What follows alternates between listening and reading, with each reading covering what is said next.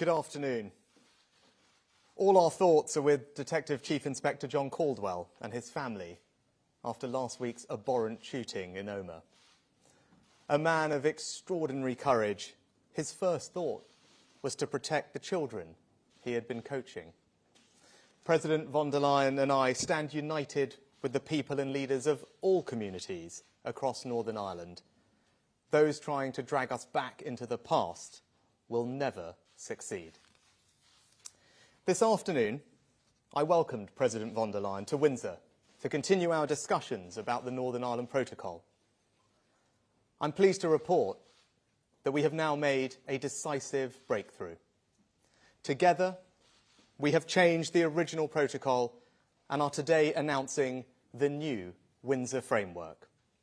Today's agreement delivers smooth-flowing trade within the whole United Kingdom, protects Northern Ireland's place in our union, and safeguards sovereignty for the people of Northern Ireland. Now, these negotiations have not always been easy, but I'd like to pay an enormous personal tribute to Ursula for her vision in recognising the possibility of a new way forward, and to my colleagues, the Foreign and Northern Ireland Secretaries, for their steadfast leadership. The United Kingdom and European Union may have had our differences in the past, but we are allies, trading partners and friends, something that we've seen clearly in the past year as we joined with others to support Ukraine. This is the beginning of a new chapter in our relationship.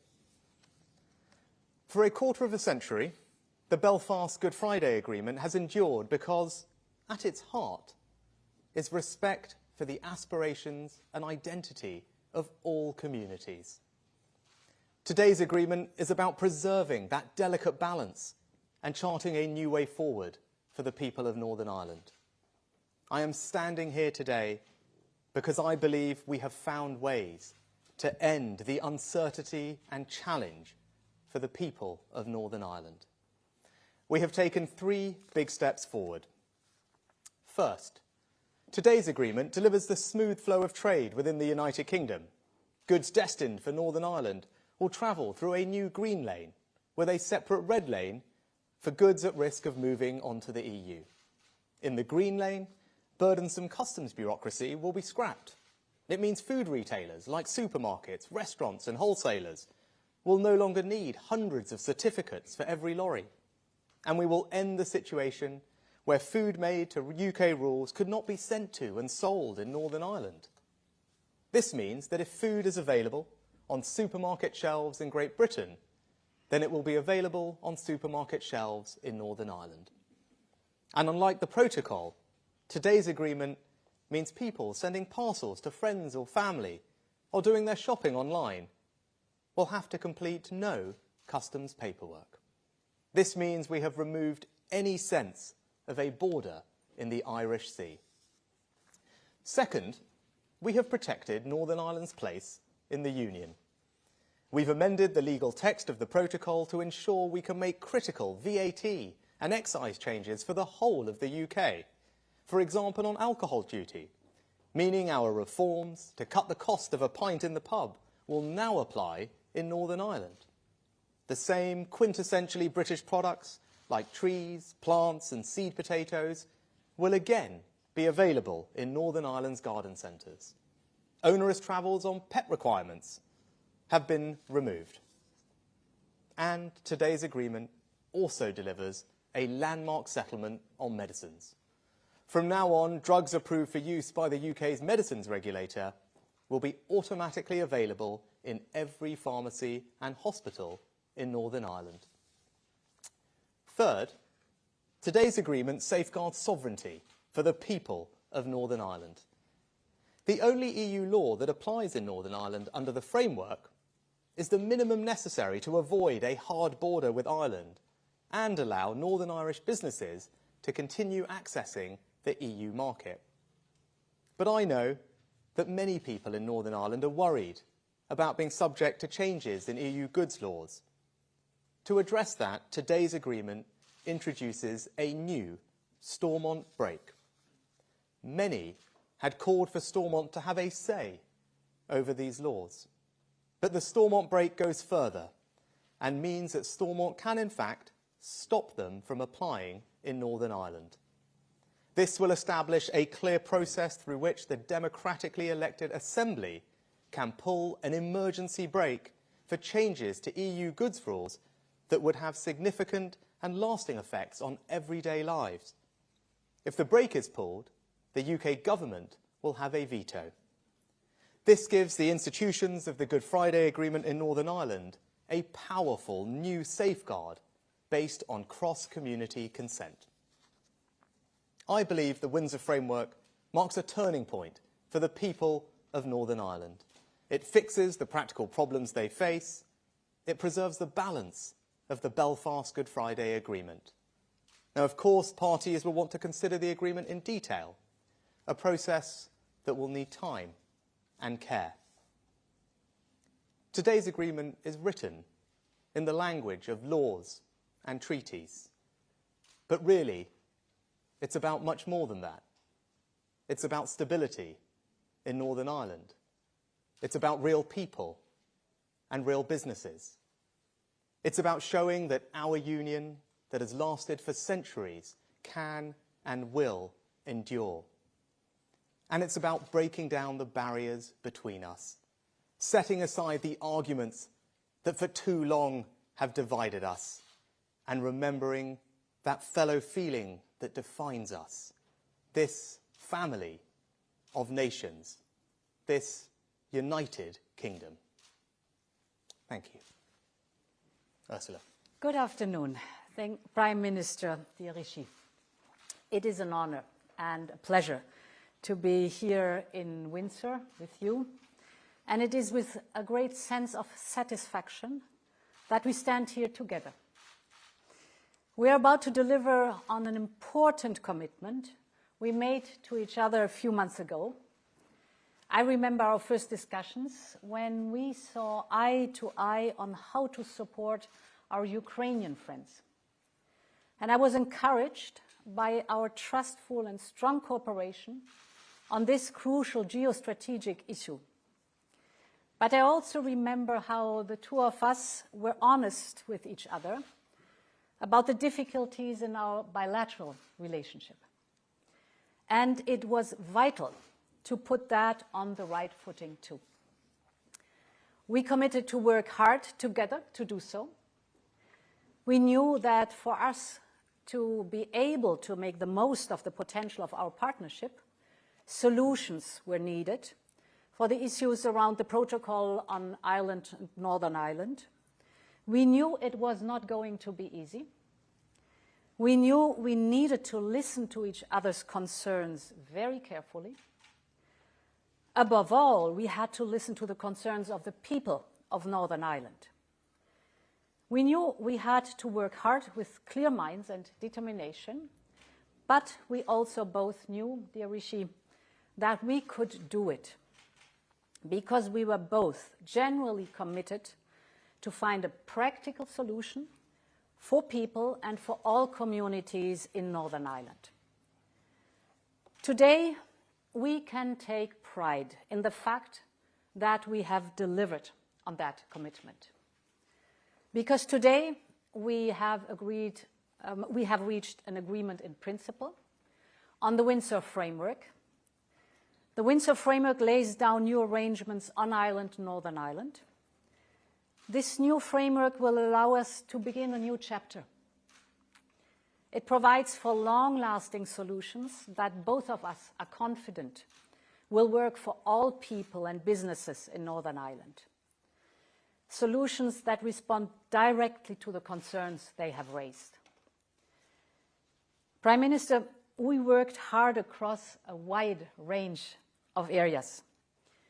The new arrangements are delivering a comprehensive package so that we can address in a definitive way the issues faced in everyday lives. I will only mention two examples that I find most telling. Indeed, the new Windsor Framework will ensure that the same food will be available on supermarket shelves in Northern Ireland as in the rest of the UK. And furthermore, the new Windsor framework will permanently enable all medicines, including novel ones, to be available in Northern Ireland at the same time, under the same conditions across the UK. For this to work, we have agreed on strong safeguards, like IT access, labels, and enforcement procedures that will protect the integrity of the European Union's single market. The new Windsor framework respects and protects our respective markets and our respective legitimate interests.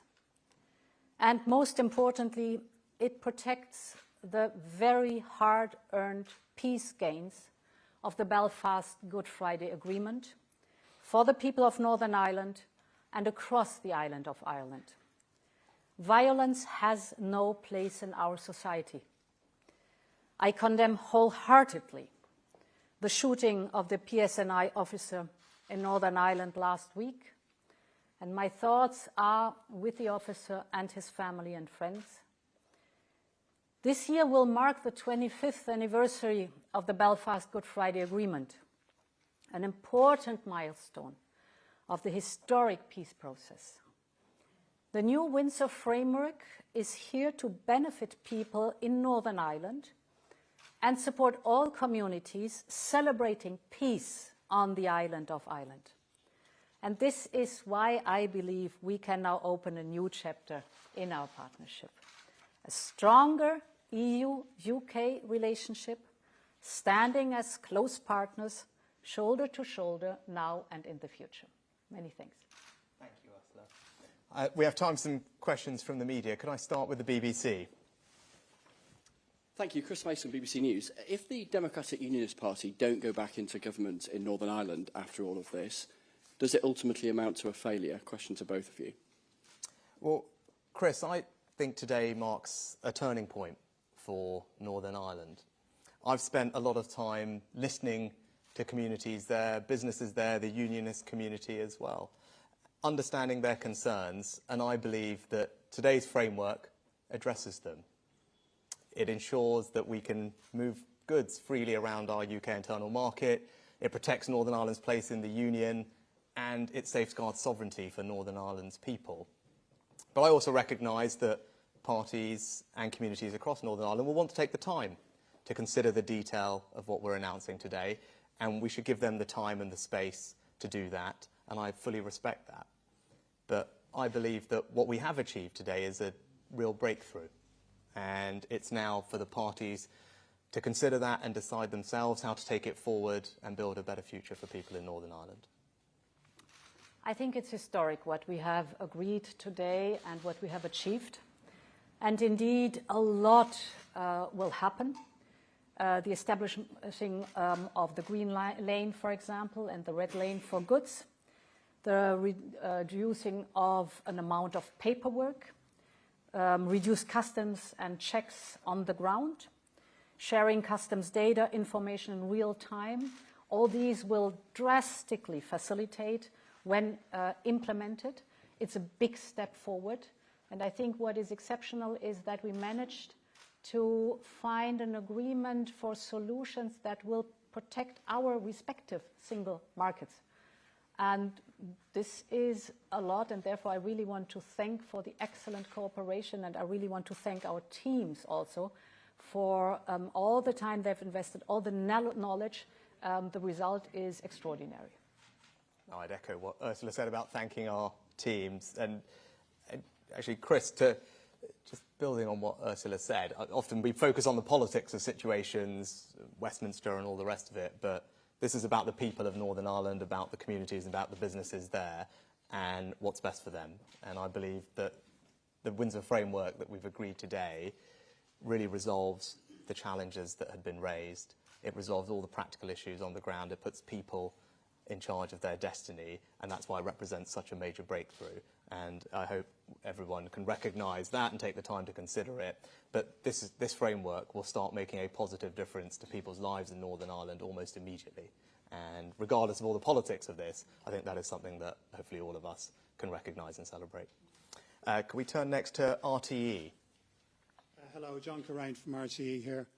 The unionists say they want to be treated the same, and it's to both leader. They want to be treated the same as any other part of the UK. However, Northern Ireland is the only part of the UK that shares a land border with the EU. So there will have to be some differences for Northern Ireland compared to the rest of the UK. Do you believe the unionists will accept different treatment? And can you point to how, for instance, the European Court of Justice will have jurisdiction in Northern Ireland? Do you want me to take that first, Ursula? I'll just echo what I just said, John, actually, about, yes, of course, politics matters, and parties in Northern Ireland, unionist communities, will want to take the time to consider what we've announced today, digest the detail, and we should give them the time and the space to do that. But if you focus on people, on families, on communities, on businesses, I think people will see that the framework we've agreed today delivers significant improvements in almost every aspect of their lives that have seen disruption and challenge from the protocol. And that is something that I think can be celebrated and recognised, and that benefit will start coming very quickly. Now, there are a range of things that I heard when I talked to communities in Northern Ireland, and because of the breadth and the comprehensive nature of this framework, and you heard some of it in my remarks earlier, I think we're addressing all those practical challenges and indeed safeguarding sovereignty as well. And I know that's something that's particularly important to communities in Northern Ireland. With regard to the role of EU law, to recognise that with the consent of people in Northern Ireland has access to the single market, and I think we all collectively share an ambition to avoid, as you say, a hard border between Northern Ireland and the Republic.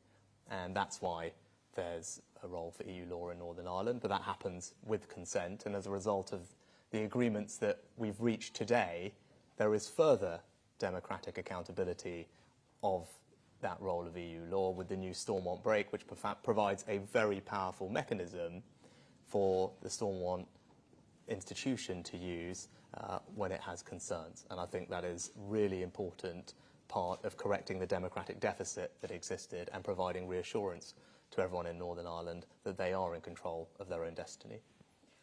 Yes, indeed, the European Court of Justice is the sole and ultimate arbiter of EU law. That's natural because it's prescribed by the EU legal order. So the ECJ will have the final say on EU law and single market issues. But we have, in this Windsor framework, worked hard on the rules that existed before, not only the ECJ on EU law, but also the arbitration panel on not EU laws. And this includes the new Stormont break, which is based on the petition of concern that comes from the Good Friday Agreement. So we have built on this peace process the next step. We've kind of leveled up or improved the overall mechanism. I think important is in our Windsor framework that we are putting also in place several mechanisms that should avoid having to resort to the Stormont break, which is an emergency mechanism.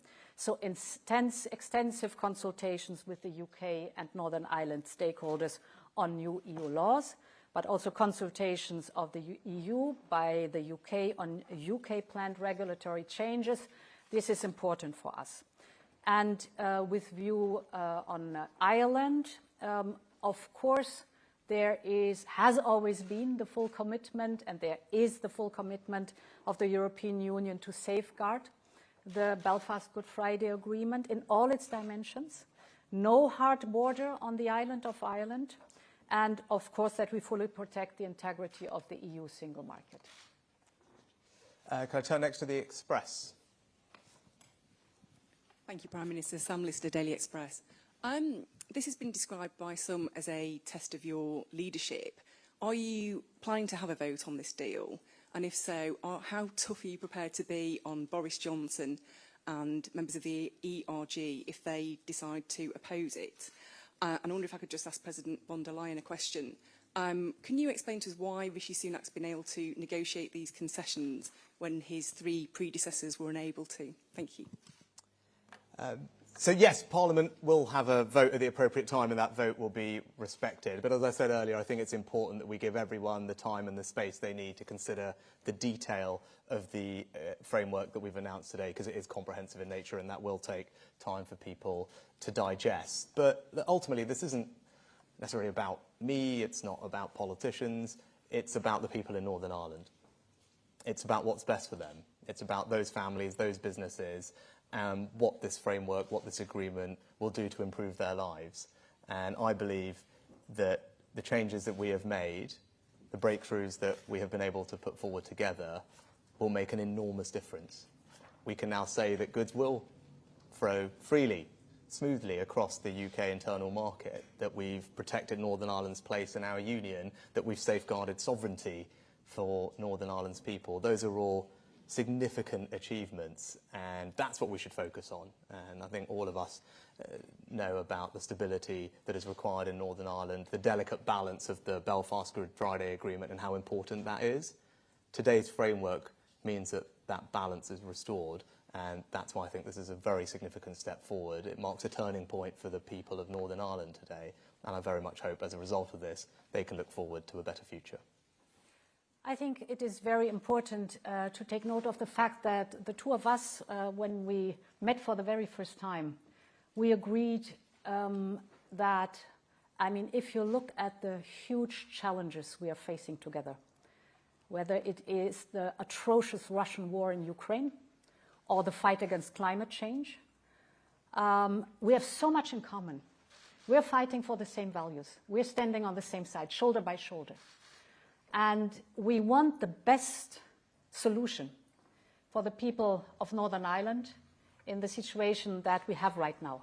So there was a very constructive attitude from the very beginning to solve problems, to find solutions, practical solutions for everyday life of the people and businesses in Northern Ireland. That's what we've done. And we've jointly developed the solutions. It needed a lot of goodwill and knowledge, and we have jointly agreed on that now. So I'm very happy about the agreement that we found with the Windsor framework. Right, and lastly, have we got Le Soir? Chloé Goodenough for the Belgian newspaper Le Soir. Would you say that the trust is back between the UK and the EU? And would you say that this deal would help the UK to participate again to Horizon, the research program? Do you want to start, Ursula? Yes, this Windsor framework is good news for scientists and researchers in the European Union and in the UK, because, of course, the moment we have finished this agreement, so it's an agreement in principle, the moment it's implemented, I am happy to start immediately, right now, the work on an association agreement, which is the precondition to join Horizon Europe. So good news for all those who are working in research and science. I think I'd also just add to that, there's a range of different areas that we can cooperate productively on, and the President and I started that work when we first met. But if you look at how we've responded to the situation in Ukraine, that's required very close coordination on things like sanctions policy, which the President has led, and we work very closely together on that. Also energy security more broadly, given the interconnected nature of our energy markets. Climate change is another area, and indeed illegal migration. These are all the types of things that we can continue to make good progress on working together to the benefit of all of our communities that we represent. And I look forward to doing that with President von der Leyen as well. Good. Thank you very much for your time.